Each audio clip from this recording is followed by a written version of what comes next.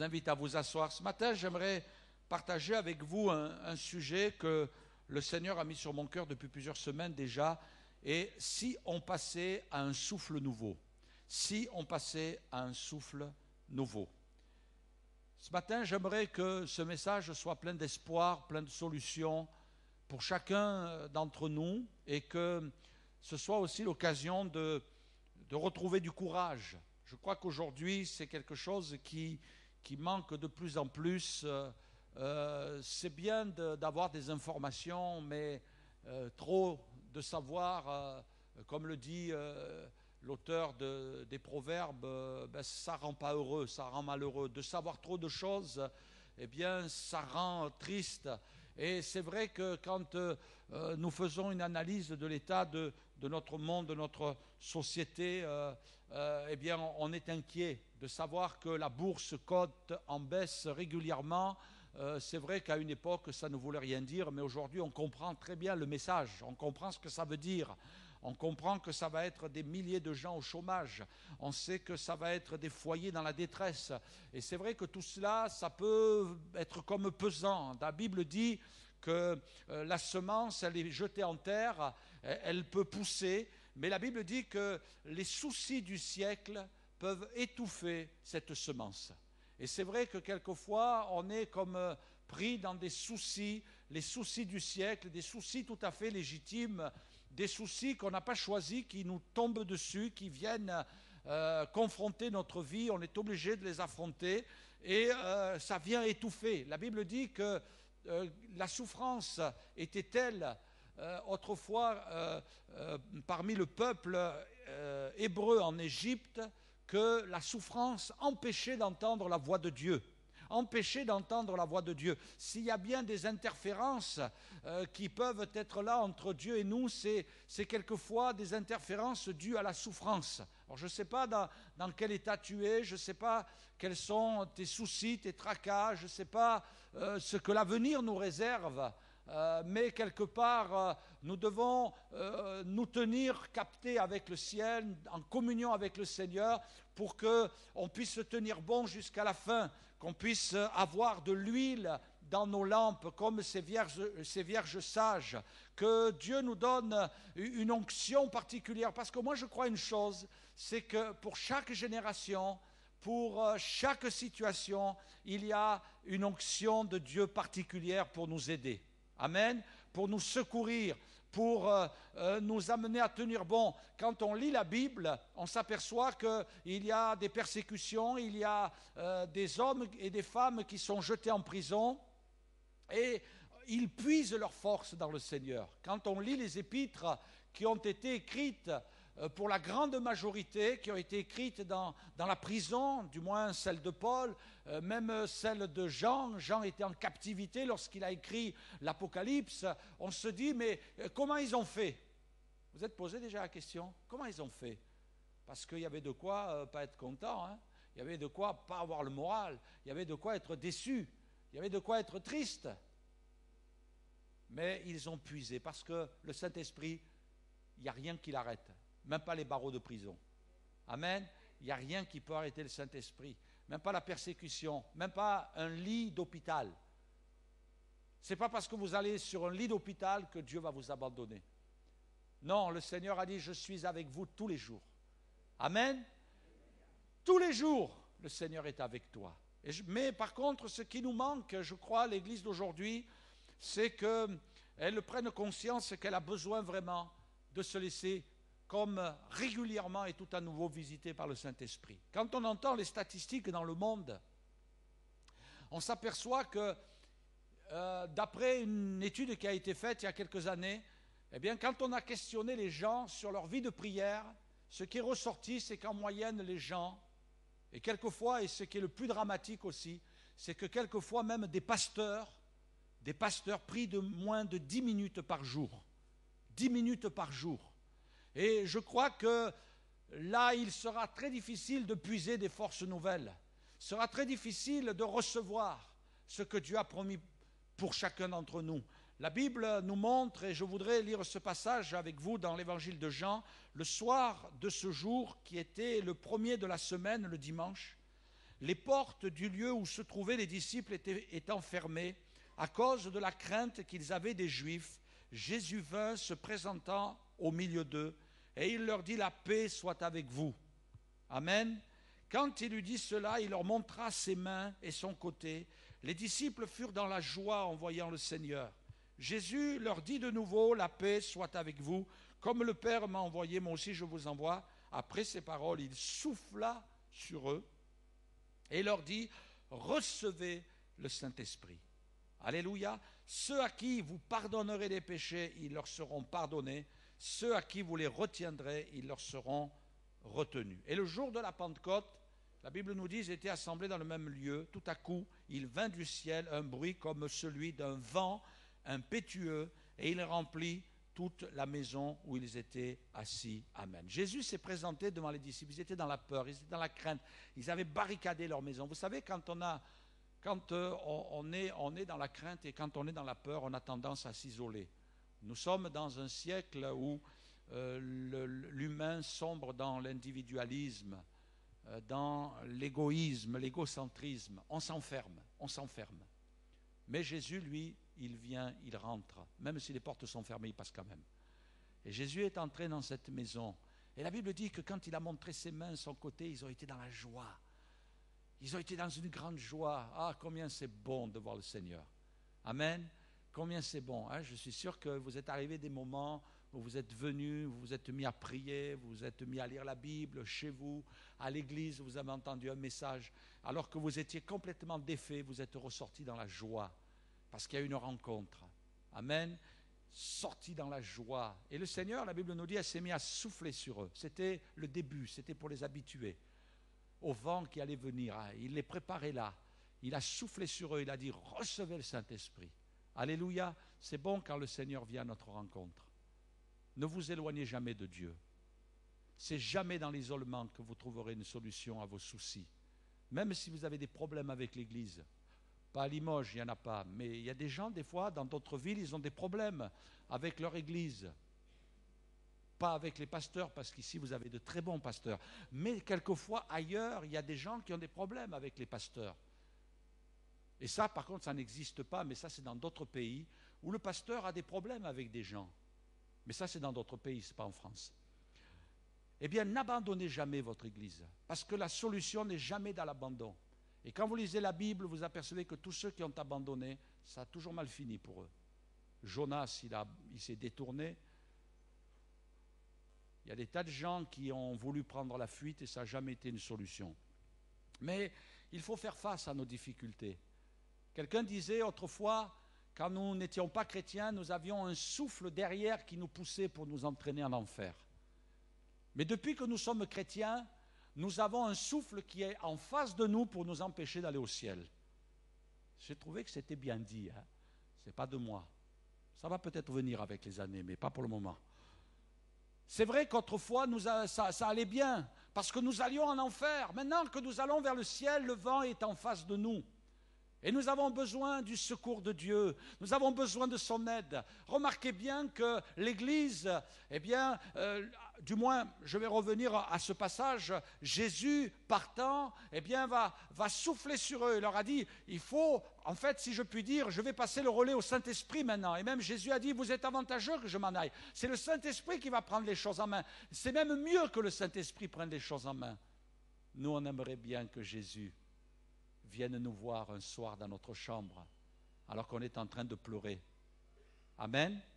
Amen. On aimerait que quand on est là devant un papier qui nous dit voilà ton problème, voilà tes soucis, voilà tes difficultés, et qu'on puisse dire Jésus, c'est quand que tu viens pour lire la lettre. La Bible nous parle d'un roi qui, si mes souvenirs sont bons, c'est le roi Ézéchias, pardonnez si ma mémoire fait défaut. Il a reçu une lettre d'un général qui voulait anéantir le peuple. Alors il est allé dans le temple, il est allé dans la maison de Dieu et il a dit, Seigneur, regarde cette lettre. Et vous savez, il m'est arrivé de recevoir des lettres, quelquefois pas faciles, des charges, des pressions dues à certains événements et de dire, Seigneur, écoute la lettre, je la mets devant toi. Et j'ai toujours, mes frères et sœurs, toujours vu la main de Dieu. le miracle de Dieu.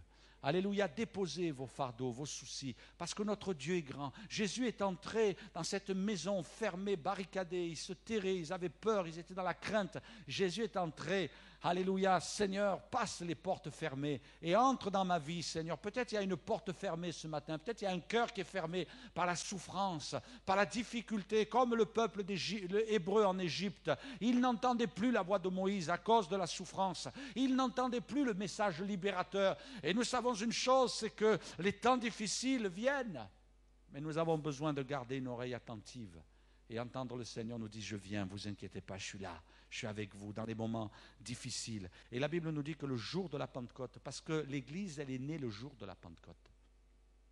Béni soit notre Seigneur de ce qui ne nous a pas laissés seuls. Le jour de la Pentecôte, le moment où ils étaient réunis, le Saint-Esprit est venu. Et c'est là que l'Église est née. L'Église, elle vit par le Saint-Esprit. L'Église, elle se maintient par le Saint-Esprit. L'Église grandit par le Saint-Esprit. Et nous avons besoin de recevoir ce cadeau de Jésus. Amen. Jean-Baptiste disait, lui, il va vous baptiser de feu, en parlant de Jésus. Il va vous baptiser de feu. Gloire à Dieu pour la croix. Gloire à Dieu pour notre Sauveur qui s'est donné sur la croix. Gloire à Dieu pour le salut. Et le Seigneur a pensé aussi à nos jours, à nos besoins, le Saint-Esprit. Recevez. Est-ce que ce matin, il y a des frères et sœurs qui ont envie de dire, Seigneur, je reçois le Saint-Esprit. J'accueille le Saint-Esprit. Et littéralement, ça veut dire aussi accueillir. Le terme recevoir peut être traduit aussi par accueillir. Faites, et on peut le traduire en allant plus loin, faites bon accueil au Saint-Esprit. Quel accueil faites-vous au Saint-Esprit ce matin? Quel accueil faites-vous ce matin au Saint-Esprit? Est-ce que vous allez dire non, ça va, j'en ai pas besoin, ou alors non, je ne mérite pas, je ne suis pas digne, je ne suis pas digne de recevoir le Saint-Esprit, je ne suis pas digne que le Saint-Esprit entre dans ma vie. Non, le Seigneur nous a prévu le Saint-Esprit. Et il ne nous a pas prévu le Saint-Esprit avec parcimonie, mais une abondance du Saint-Esprit. Vous serez baptisés, a dit le Seigneur, baptisés dans le Saint-Esprit. Alléluia. Est-ce qu'on sait ce que ça veut dire, le mot baptême? Le mot baptême, ça veut dire immerger, plonger. Plonger. Et Dieu veut nous faire plonger. J'ai lu une petite histoire dans un livre chrétien qui racontait l'histoire d'une petite grenouille. Alors j'ai demandé à Delphine, et vraiment encore je la remercie pour le petit montage qu'elle a fait. Une grenouille, je vais vous lire son histoire parce qu'elle est tellement bien écrite que j'ai peur de... Avez-vous entendu parler de la grenouille qui est née au fond d'un puits? Elle pensait que sa vie était la plus belle qui soit jusqu'au jour où elle leva les yeux et vit la lumière qui tombait du ciel. Grimpant. Pour examiner ce phénomène de plus près, elle fut stupéfaite de découvrir à l'extérieur un étang beaucoup plus grand que celui où elle avait vécu jusque-là. S'aventurant un peu plus loin, elle découvrit un lac, encore plus vaste que l'étang. Quand elle arriva enfin au bord de l'océan et qu'elle vit de l'eau jusqu'au fond de l'horizon, elle se rendit compte alors combien sa réflexion avait été limitée. Avant, elle s'imaginait que tout ce dont elle avait besoin était au fond d'un puits, mais cela n'était rien à côté des plaisirs et des aventures qui l'attendaient dehors. Moi, je crois que c'est ça le baptême de l'Esprit, la vie de l'Esprit. Dans le livre d'Ézéchiel, il est dit que l'ange est apparu à Ézéchiel dans une vision et l'a placé devant un torrent et il lui a dit de rentrer dans ce torrent. Et la Bible dit qu'à un moment donné, alors qu'il avait de l'eau jusqu'aux chevilles, l'ange lui disait d'avancer, il avait de l'eau jusqu'aux genoux. L'ange lui disait d'avancer, il avait de l'eau jusqu'aux reins. Et après, l'ange lui dit d'avancer. On va vous afficher ce texte. Il est dit, l'eau était si profonde qu'il fallait y nager. Alléluia. Combien ce matin on soif d'aller plus loin dans la vie de l'Esprit? Combien ce matin on se désire d'aller plus loin? On pourrait se dire, pourquoi? Ça sert à quoi? Pourquoi aller plus loin? Pourquoi vouloir plus? Parce que par nous-mêmes, nous ne pouvons rien. Nos efforts ne sont pas suffisants. Si l'Église est née au moment où il y a eu l'effusion du Saint-Esprit, c'est parce que c'était impossible. Impossible que l'Église avance, que l'Église gagne. Il y a des combats, il y a des luttes, il y a des difficultés, il y a l'adversité. C'est carrément en face de l'ennemi de nos âmes, avec son armée, avec ses cohortes, avec ses démons, avec ses puissances ténébreuses que nous devons combattre, lutter. Et nous sommes incapables de faire face. Et le Seigneur avait pris soin d'avertir ses disciples.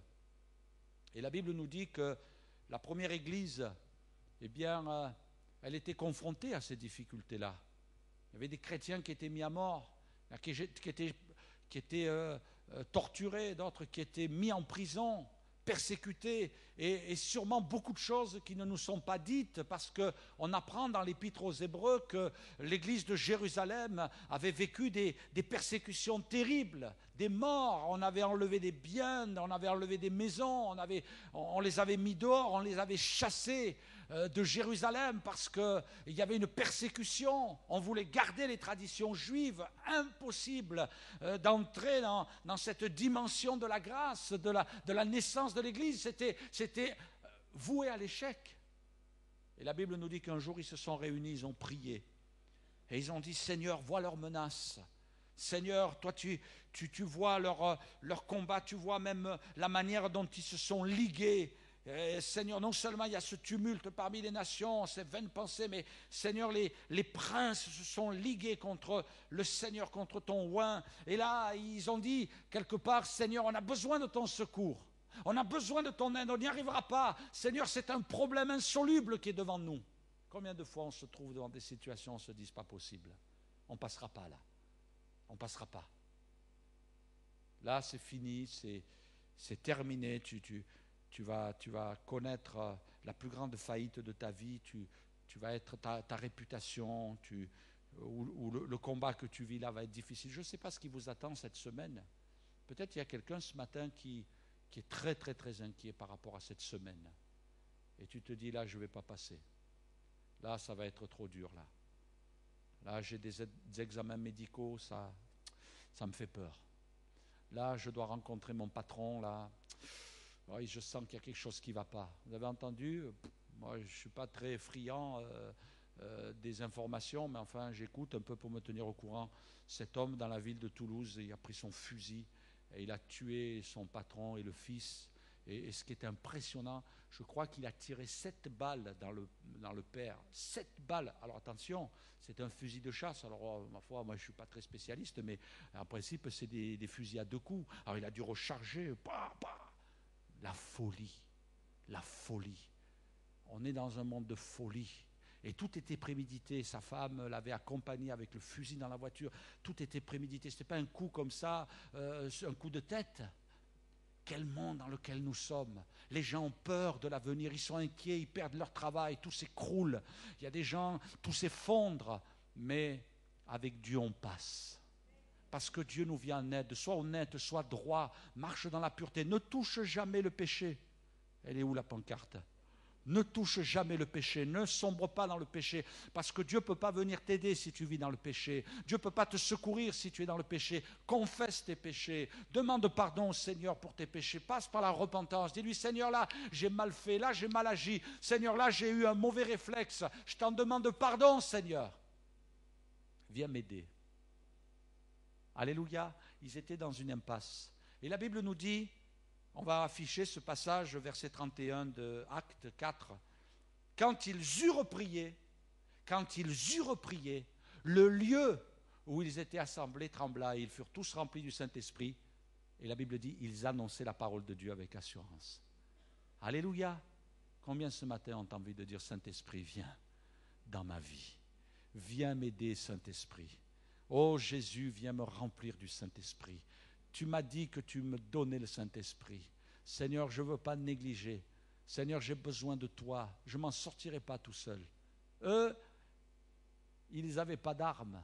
Ils n'avaient pas de puissance. Ils n'avaient pas, excusez-moi l'expression, ils n'avaient pas de piston. Ils n'avaient pas de gens qui avaient le bras long. Quelquefois, nous, on agite, on remue, on dit: ah, je vais téléphoner à un tel et je vais appeler un tel et je vais demander du soutien à telle personne. Je ne dis pas que ce soit mal. Je ne dis pas que ce soit mal. Mais surtout, Seigneur, je compte sur toi. Je m'appuie sur toi parce que ça va passer. Alléluia, ça va passer.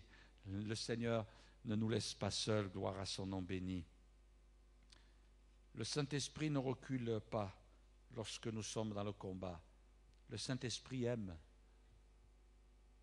si je puis dire quelquefois, que ça bouge, qu'il y ait du combat. Le Saint-Esprit aime nous entendre dire au Seigneur, oui, envoie ton aide, Seigneur, ton secours. Alléluia. Quand on lit la Bible, on voit qu'il y a des hommes, des femmes de Dieu. Le Seigneur leur envoie des anges. Et un jour, je méditais là-dessus, sur les anges de Dieu. C'est bon de méditer sur les anges de Dieu. Je suis impressionné. Je n'ai jamais été autant impressionné par les anges de Dieu. Parce que je me dis, on en a plein encore qui sont là. Vous êtes des anges. Vous êtes beaux. Tournez-vous pour que je regarde vos ailes. Oui, parce qu'il y a des anges qui ont des ailes. Hein. C'est, dans la Bible, c'est marqué. Hein. C'est merveilleux. Et des fois, je me dis, Seigneur, si tu en as un qui ne fait rien dans le ciel, tu ne veux pas nous l'envoyer? T'inquiète pas, on va lui trouver du boulot. On va lui donner du travail. Et un jour, le Seigneur m'a repris dans mon cœur. Il m'a dit, mais je t'ai envoyé plus qu'un ange, je t'ai envoyé le Saint-Esprit. Alléluia. Alors je me suis senti un petit peu repris dans mon cœur. Et j'ai dit, c'est vrai, j'aimerais avoir un ange là qui vienne me voir et on fait la petite discussion. Je te promets, Seigneur, je lui offre un café. Il vient dans le bureau, je lui offre un café, Seigneur. On va parler ensemble. Mais le Seigneur me dit, non, ça c'est moi qui décide. Mais je t'ai donné le Saint-Esprit. Lui, il n'est pas à côté, il est en toi.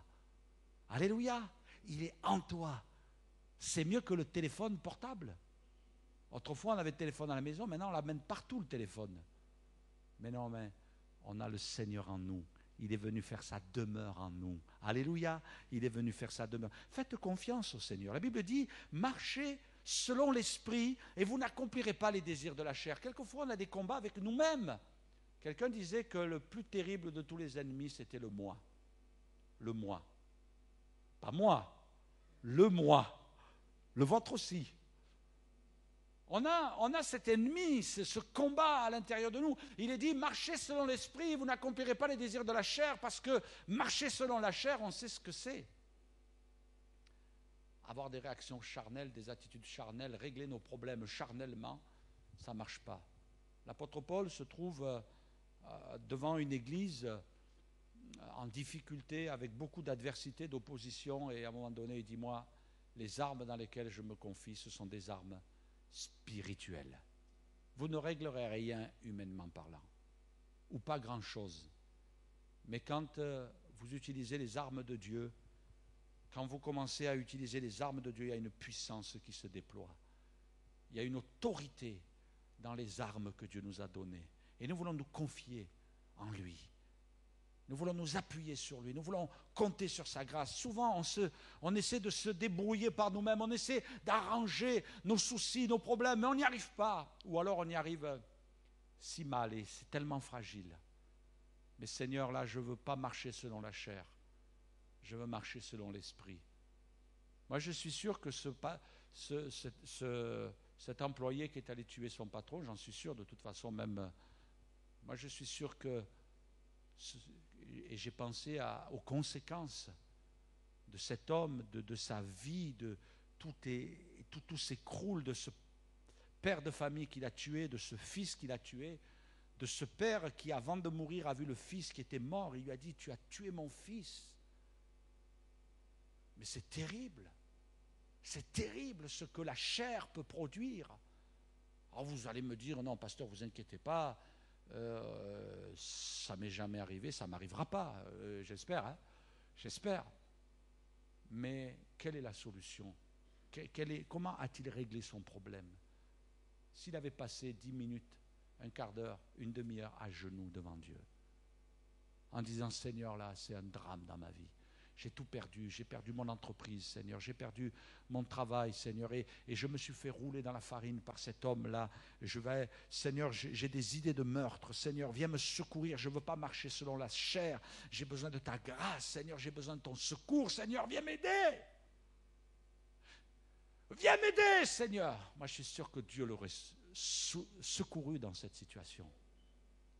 Dieu l'aurait secouru dans cette situation. Combien de fois on a voulu agir avec nos propres forces, et combien d'erreurs, combien de souffrances, combien de dégâts. Marchez selon l'esprit et vous n'accomplirez pas les désirs de la chair. L'esprit. Il faut faire confiance au Seigneur parce que Dieu nous dit que c'est une conduite de vie. On marche tous les jours de notre vie. Le Saint-Esprit est avec nous, il ne nous lâche pas. Le Seigneur est avec nous, il ne nous lâche pas. Il est avec nous tous les jours. Oh, j'étais impressionné en lisant une petite histoire dernièrement et qui m'encourage à faire confiance au Seigneur. Je vais vous la lire aussi. L'un des meilleurs prédicateurs de Grande-Bretagne, Stuart Holden, avait été invité à prêcher au cours de l'une des plus importantes conventions des États-Unis. C'est un rêve, ça.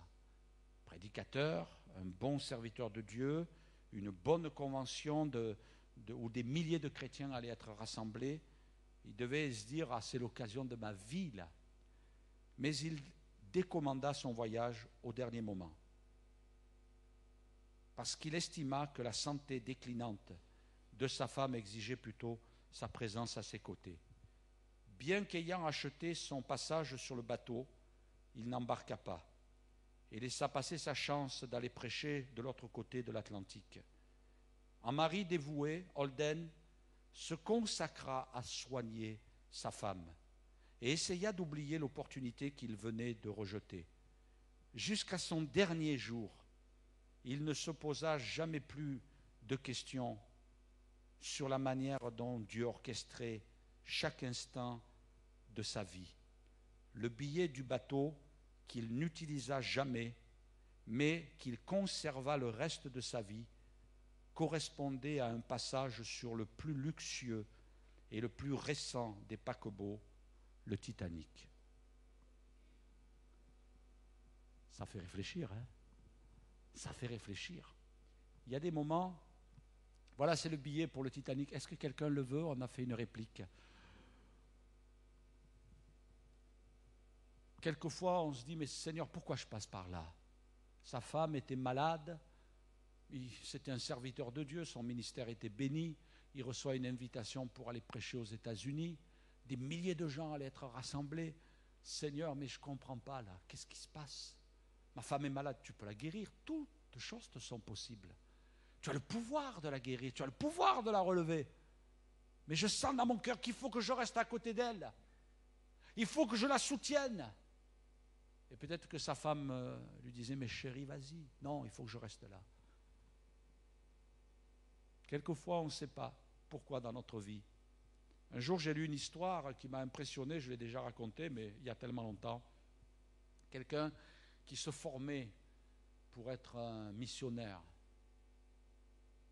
Et il était dans une école biblique et il se formait de tout son cœur. Il y avait un appel pour la mission.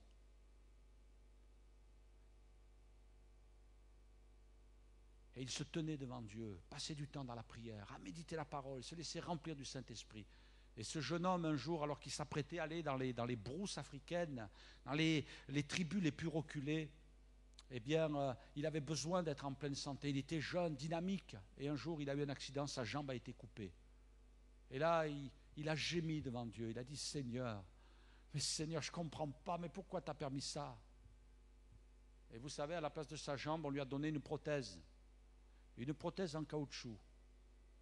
Et il s'est trouvé là, à partir quand même à mission, en ne comprenant pas pourquoi il était là avec une prothèse. Et il boitait lorsqu'il allait dans les brousses, lorsqu'il faisait des kilomètres à pied, parce que ça remonte au siècle, 2 siècles en arrière.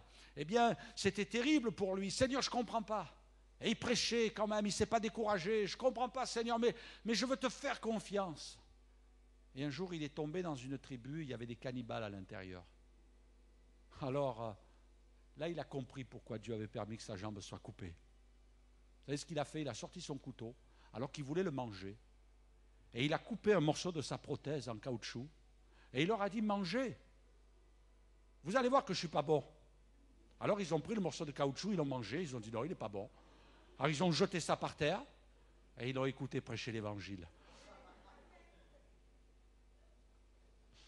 Ça vaut le coup de perdre une jambe. Hein. Parce que manger, je ne sais pas s'il y a une mort idéale, mais là, se retrouver dans une marmite, ce n'est pas très intéressant. Et vous savez, quelquefois, il y a des chemins par lesquels nous fait passer le Saint-Esprit. On se dit, mais pourquoi, Seigneur? Je fais tout pour t'être agréable, je ne sais pas pourquoi. Oh, j'ai tant de choses à faire dans ta vie. Et on a presque l'impression, quelquefois, que plus on en donne au Seigneur, et plus, quelquefois, on passe par des moments difficiles. Dieu nous invite à être confiants. Ce qu'il y a d'important aussi, c'est qu'il faut savoir se laisser remplir. Tout à l'heure, je disais que, de manière dramatique, il y a des constats, les gens n'ont plus de temps. Moi, je crois sincèrement que c'est une œuvre des ténèbres, une œuvre satanique. Le diable essaie de nous voler notre temps. Quelqu'un disait, le temps que vous ne donnez pas à Dieu, c'est le diable qui le prend. Et c'est vrai, quelquefois, on est entraîné devant un écran d'ordinateur, devant une télévision. On est entraîné devant peut-être des travaux incessants qui n'arrêtent jamais, des activités qui n'arrêtent jamais. C'est vrai qu'il y a des choses qui sont pas mal, mais quand elles prennent une trop grande dimension, quand elles prennent la place de Dieu, Dieu dit que c'est de l'idolâtrie.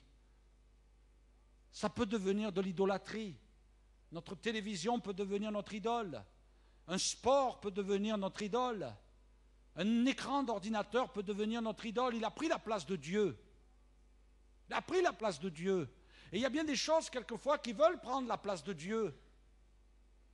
Mais Dieu dit non, ce n'est pas bon. Jésus avait dit aux disciples, comme il se trouvait avec eux dans le livre des Actes, il leur recommanda de ne pas s'éloigner de Jérusalem, mais d'attendre. Moi, j'aime bien cette expression, attendre. Ce que le Père avait promis, ce que je vous ai annoncé. Car Jean a baptisé d'eau, mais vous, dans peu de jours, vous serez baptisés du Saint-Esprit. Et cette expression « attendre », vous allez attendre. Est-ce que vous aimez attendre? Notre nature, elle n'aime pas attendre. On n'aime pas attendre. On n'aime pas se trouver là dans un moment. Non, on veut tout de suite.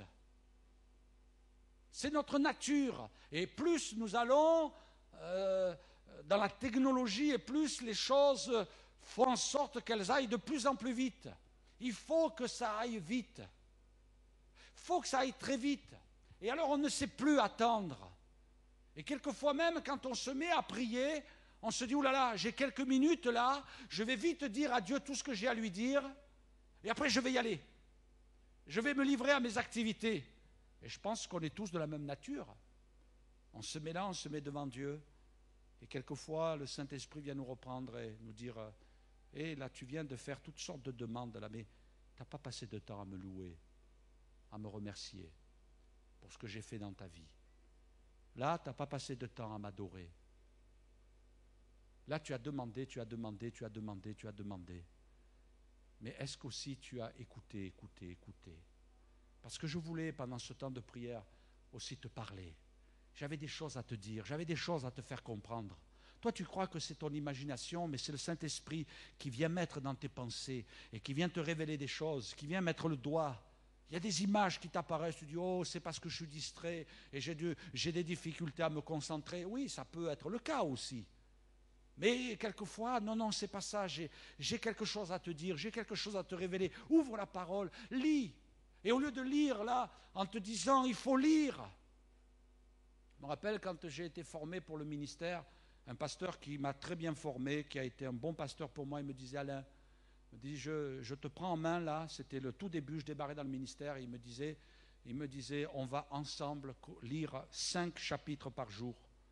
Et j'allais dans sa chambre, on se mettait à genoux, et on lisait 5 chapitres. Et ensuite on se mettait à prier. Il m'a dit, c'est important. Et il me racontait l'histoire d'un pasteur qui lui avait dit, tu sais, il lui avait dit alors que lui démarrait dans le ministère, il dit, tu sais, lis bien ta Bible, parce que le jour où tu seras dans le ministère, tu ne pourras plus la lire. Et cet homme qui avait dit ce conseil, quelque temps après, il est tombé dans le péché. Et il m'a dit, Alain, n'oublie jamais ça, passe du temps à lire la Bible. Passe du temps tous les jours à lire la Bible. Et cet homme de Dieu, ce serviteur de Dieu, eh bien, il m'a inculqué des principes que j'essaie d'appliquer dans ma vie. Mais je voudrais vous dire une chose, c'est que je ne veux pas me cantonner à lire 5 chapitres. Si vous pouvez le faire, faites-le. Moi, je vous donne un encouragement. Lisez la parole de Dieu. Parce que dans la parole, il y a la puissance de l'Esprit. Quand vous lisez la parole, le Saint-Esprit est en train de faire son œuvre dans votre vie. Mais si Dieu est en train de vous parler sur un texte, méditez-le. Et il m'est arrivé de m'arrêter quelquefois sur un chapitre et de le méditer, de prendre un carnet, de prendre un stylo. Et des fois de me dire, non, non, non, ça c'est pas pour le peuple de Dieu, ça c'est pas pour l'Église, c'est pour toi. Reçois-le. Reçois-le. Parce que quand on sert Dieu, il faut faire la différence entre ce que Dieu nous donne pour le peuple et ce que Dieu nous donne pour nous, parce qu'on a besoin. Dieu nous invite aussi à venir à ses pieds, d'attendre là, d'être patient. Oui, tu avais décidé de lire 5 chapitres, mais peut-être que je veux m'arrêter avec toi sur un verset. Et là, tu vas passer des minutes là dans ma présence. Combien de temps passez-vous? C'est normal que quelquefois le Saint-Esprit ne fasse plus rien, parce qu'on ne lui donne plus l'occasion. On est tellement pris. Oui, mais tu comprends, pasteur, il faut que j'aille servir Dieu. Non, non, non, si ton service t'enlève le temps que tu dois avoir avec Dieu, il vaut mieux arrêter ton service. Parce que ton service sera mal fait. Parce que sans le Saint-Esprit, tu ne peux rien. Tu as besoin du Saint-Esprit. Attendez, c'est important que nous ayons l'aide et le secours du Saint-Esprit. Une plus grande vision. Je voudrais terminer parce que je voudrais qu'on passe du temps, quelques instants dans la présence de Dieu. Le Seigneur a dit, je ne vous laisserai pas orphelins. Jean chapitre 14, verset 18, je ne vous laisserai pas orphelins. Il y a des orphelins parmi nous ce matin. Moi, je suis un orphelin. Bon, j'ai forcément eu le bénéfice de mes parents pendant de longues années. Mais je crois que nos parents, c'est précieux, nos parents. Moi, je bénis Dieu pour toutes les mamies, les papis que Dieu m'a donnés à l'église. Alléluia. Que Dieu vous bénisse. C'est bon, presque quand je viens vous embrasser, parce que j'aime bien aller vers les mamies, les papis, les saluer. Quand je viens vous embrasser, ben, je me bénis. Je me fais du bien. Alors, bien sûr, je suis heureux de vous dire bonjour, mais moi, je me fais du bien, Madame Marzé. Ça me fait du bien de vous voir. Toujours à la même place. Ça me fait du bien. La mamie Koussi, bon, j'essaie de prendre les plus âgés, les autres, soyez pas jalouses. Hein. Non, parce qu'il n'y a pas de jaloux ici. Hein. La mamie Mazza, hein. C'est des encouragements, tout ça. Ça nous fait du bien. Dieu nous a donné des mamans et des papas dans l'église. Monsieur de Concha, moi je suis content de vous saluer. Je suis content quand je viens vous visiter et qu'on parle ensemble. Parce que c'est la mémoire de l'église aussi. C'est des hommes et des femmes qui sont là depuis de longues années, ils ont une expérience, ils nous font du bien. Mais le Saint-Esprit a dit, je ne vous laisserai pas orphelin. Moi, je suis content d'avoir la mamie Marzé, je suis content. Mais j'ai, excusez-moi ma petite sœur, vous ne vexez pas, mais j'ai le Saint-Esprit. Il me dit, tu es pas orphelin. Alléluia. Et peut-être qu'il y en a des plus jeunes, là c'est plus dramatique, vous n'avez pas de parents, vous avez perdu une maman, vous avez perdu un papa. Mais le Seigneur vous dit, je ne vous ai pas laissé orphelin. Quelquefois, on est entouré de gens merveilleux comme nous ce matin. Quelquefois, on a une épouse extraordinaire, merveilleuse. Quelquefois, on a un mari qui est extraordinaire, mais on se sent orphelin, on se sent seul. Il y a l'épouse qui est à côté, et j'ai vécu ça. L'épouse, elle est à côté là, juste à côté de nous, même très proche de nous, surtout l'hiver, quand il fait froid dans le lit.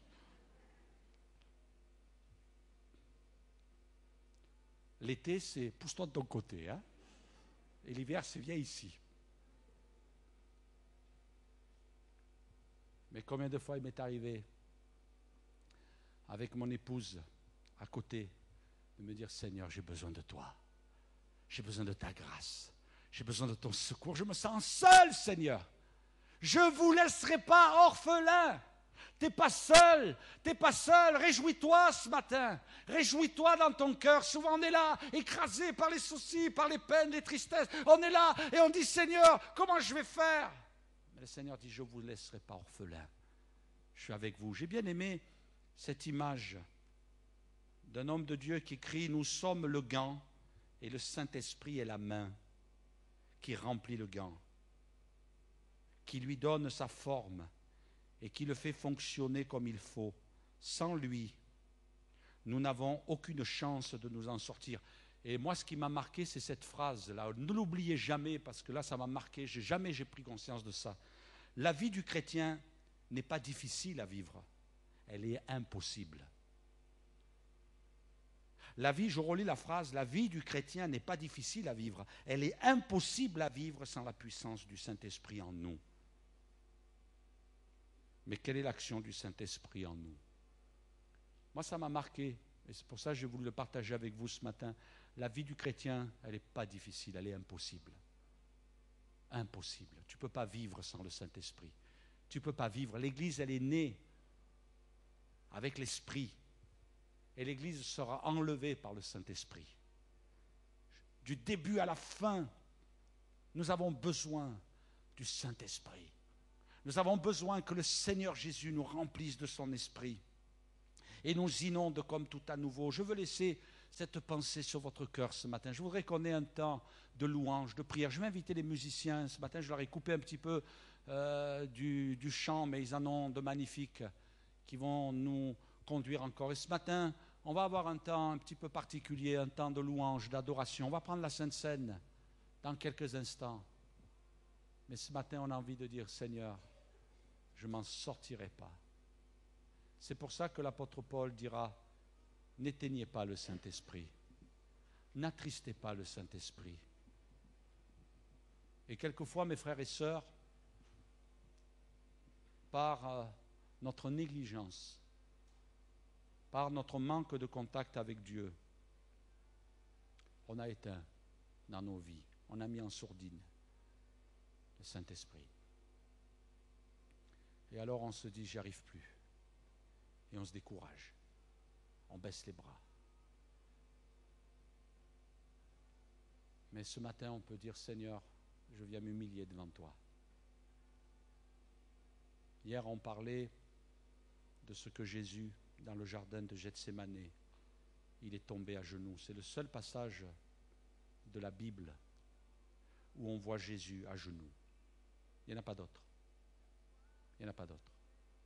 Enfin, moi, je n'en ai pas trouvé. Si vous en avez trouvé un, je serais content. Peut-être je me trompe ce matin, mais c'est le seul moment. La Bible nous dit qu'à Gethsémanée, Jésus est tombé à genoux. Il est meurtri, il est blessé. On ne voit jamais Jésus dans cet état. À la croix, ça va être physique, mais là, Gethsémanée, c'est à l'intérieur de lui. Il est brisé, il est dans l'angoisse. Et l'angoisse dont il est question ici, le mot, moi, vous vous débrouillez après avec le Seigneur, vous l'interprétez comme vous voulez, mais je sais une chose, c'est que le mot angoisse dont il est question ici, c'est celui qui s'associe à la dépression, Jésus, je dis pas que, attention, je ne dis pas que Jésus était en dépression nerveuse. Ce n'est pas ce que je veux dire, balayez ça de votre esprit. Je dis simplement que le mot qui est employé ici, c'était les angoisses extrêmes. Ces angoisses, je ne sais pas si vous avez connu des gens qui étaient dans des états de dépression et dans des angoisses intenses, et peut-être vous avez vécu ça, qui étaient au bord du suicide. Je pense que c'était les sentiments que Jésus devait ressentir à l'intérieur des pensées qui étaient là, et il était troublé, il dira, mon âme est triste jusqu'à la mort, il y avait des idées de mort, c'est terrible ce que Jésus était en train de vivre, mais il est tombé à genoux. Il est tombé à genoux. Et là, il a prié.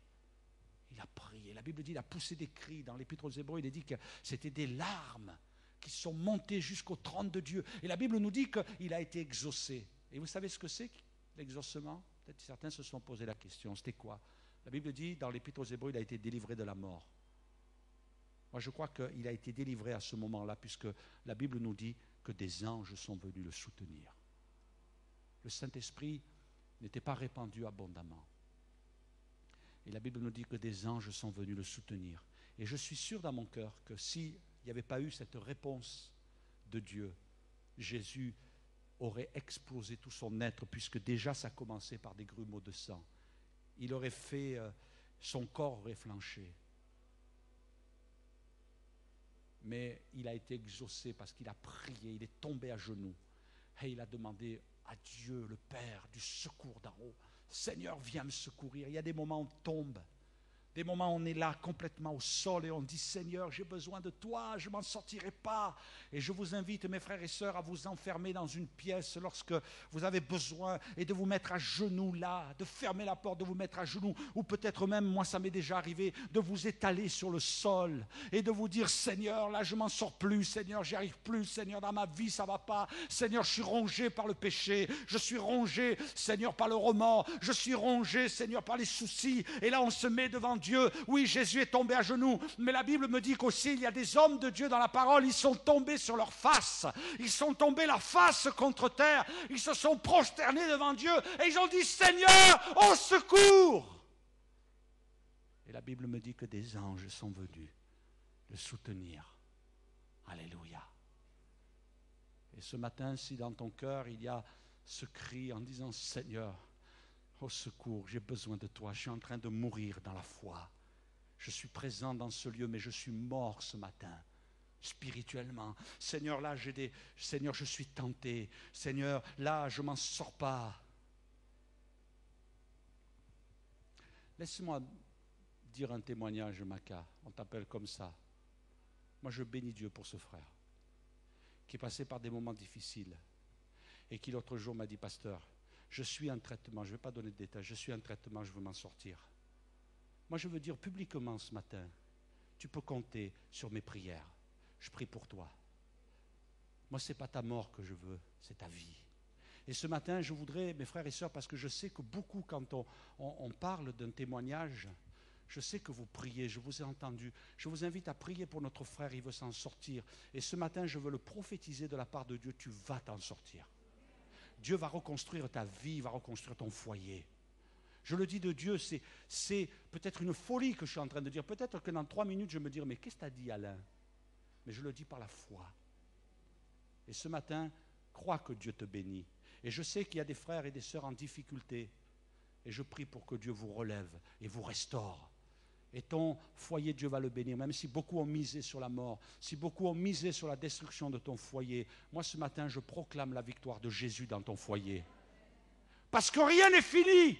Quand on tombe sur la face de Dieu, et ce frère qui est venu me voir, eh bien j'ai senti que c'était un homme qui est tombé devant la face de Dieu, un homme qui s'accroche, parce que le dimanche il est là, parce qu'il est fidèle, parce qu'il n'a pas dit non, je vais continuer à vivre dans la désobéissance, non, je veux m'en sortir. Et tous ceux qui veulent s'en sortir, ils s'en sortent avec Dieu.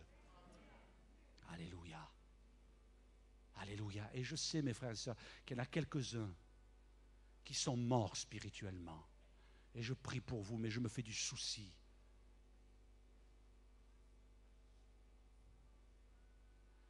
Mais Dieu entend nos cris. Et ce matin, nous avons besoin de tomber sur la face pour rencontrer la face de Dieu. Pour rencontrer la face de Dieu. Seigneur, fais-moi voir ta face. Viens me remplir du Saint-Esprit. Alléluia. On va se fermer nos yeux quelques instants. Et ce matin, je voudrais vous dire de la part de Dieu, Dieu vient à ta rencontre ce matin. Tout à l'heure, j'avais cette image du texte de la Bible, la veuve de Naïn, le cortège de la mort. Peut-être tu es dans un cortège de mort ce matin. Attention, ça peut être par une situation, un problème, une souffrance. Pas forcément un péché, il ne faut pas aussi qu'on voit que le péché. Mais ce matin, le cortège de la mort, il est en marche. Mais il y a le cortège de la vie qui vient te rencontrer. Et ce matin, le Seigneur vient. Imagine Jésus marchant sur le chemin. Et les deux cortèges, celui de la veuve de Naïn qui a mené son fils en terre, qui était mort, étaient en train de se rapprocher l'un de l'autre parce que l'autre, c'était le cortège de la vie qui allait à la rencontre. Et ce matin, Jésus vient à ma rencontre. Jésus vient à ma rencontre. Jésus vient te rencontrer ce matin. Ce matin, est-ce qu'il y a des frères et des sœurs qui ont cette liberté? Peu importe si tu perds la face devant les hommes. Peu importe si on va dire, ah ben tiens, il se lève celui-là. On s'en fiche de ce que les gens disent. On s'en fiche absolument. Ce matin, je préfère perdre la face devant les hommes plutôt que de perdre la face de Dieu. Et peut-être que tu as besoin de retrouver la face de Dieu. Je voudrais t'inviter à répondre à cet appel et à te lever, à venir devant et à dire, Seigneur, je veux ta grâce ce matin. Seigneur, vois ma situation, vois mon défi. Seigneur, vois ce dont j'ai besoin. Vois, Seigneur, les combats, vois les difficultés. Et si ce matin tu en as la liberté, tu viens te mettre à genoux, si tu le ressens dans ton cœur, peut-être que tu te dis c'est qu'un geste, mais c'est un geste du cœur aussi, de dire Seigneur, je tombe devant toi, je désarme, j'arrive plus à rester debout. Quelquefois on tombe parce qu'on est épuisé. Et ce matin, je sais que dans ce lieu, il y a des hommes, des femmes, des jeunes, des enfants qui sont épuisés. Tu es fatigué, tu n'en peux plus. Mais Seigneur va te donner des forces nouvelles ce matin. Il va te remplir du Saint-Esprit. Peut-être tu cherches le baptême dans le Saint-Esprit. Et tu dis, Seigneur, ta parole m'a donné envie de recevoir le Saint-Esprit. Seigneur, ta parole ce matin m'a donné d'avoir plus que le parler en langue. Ta parole m'a donné envie, Seigneur, de recevoir plus de toi. J'ai de l'eau jusqu'aux chevilles et je veux te bénir pour l'eau jusqu'aux chevilles. Mais je veux avoir de l'eau qui va monter au fur et à mesure que je vais avancer. Un jour, je me suis tenu devant Dieu dans un congrès de pasteurs et de responsables. Et j'ai dit à Dieu, Seigneur, je veux plus. Parce que tu me montres qu'il y a plus. Ceigneur, je veux une dose supplémentaire pour te servir, pour te glorifier. Je veux recevoir quelque chose de plus. Et il n'y a pas d'orgueil et de mérite, il n'y a rien à cela ce matin. Prenez-le simplement. Mais le Saint-Esprit est descendu sur moi. Et le Saint-Esprit a commencé à me visiter. Et c'était des vagues, les unes après les autres, des vagues qui étaient en train de me recouvrir, de m'immerger. J'en perdais le souffle, je n'arrivais plus à respirer. Mais bon, je suis encore vivant, ne vous inquiétez pas. Mais le Saint-Esprit a commencé à passer dans ma vie. Et je sais ce matin, par expérience, que si je dis au Seigneur, je veux aller plus loin dans le torrent de Dieu, le Seigneur a quelque chose à me donner. Et je voudrais vous inviter à vous déplacer, à venir devant. On va demander de chanter. Et s'il y en a qui veulent élever leur voix pour louer le Seigneur, faites-le. Mais ce matin, ne reste pas dans la détresse. Ne reste pas avec un cœur vide. Ce matin, reçois de la part du Seigneur et laisse-toi visiter. Tu es dans la maison de Dieu ce matin. Alléluia, alléluia, alléluia. Tu peux recevoir un renouvellement pour servir Dieu efficacement. Tu peux recevoir un renouvellement ce matin pour aller plus loin avec Dieu, pour avoir une réponse de Dieu pour ta vie. Oh Seigneur, ça va dans ma vie, mais je veux plus, parce qu'il y a plus. Seigneur, l'Église a besoin de plus, Seigneur.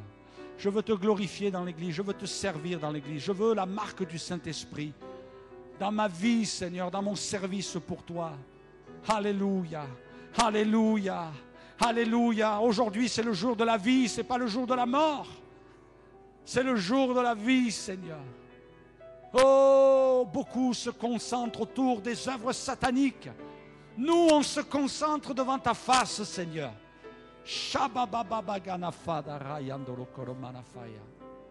Alléluia, reçois de la part de Dieu. Tombe devant ta face ce matin. Courbe ta face devant lui. Dis-lui, Seigneur, j'ai besoin de toi. Seigneur, au secours ce matin. Au secours, que pouvons-nous faire contre les œuvres des ténèbres? Que pouvons-nous faire contre les œuvres de la chair? Que pouvons-nous faire contre les temps de la fin des temps? Seigneur, nous avons besoin de toi. Nous avons besoin de toi. Alléluia. Alléluia. Oh Jésus, j'ai besoin de toi. Oh Jésus, j'ai besoin de toi. Oh Jésus, j'ai besoin de toi. Alléluia.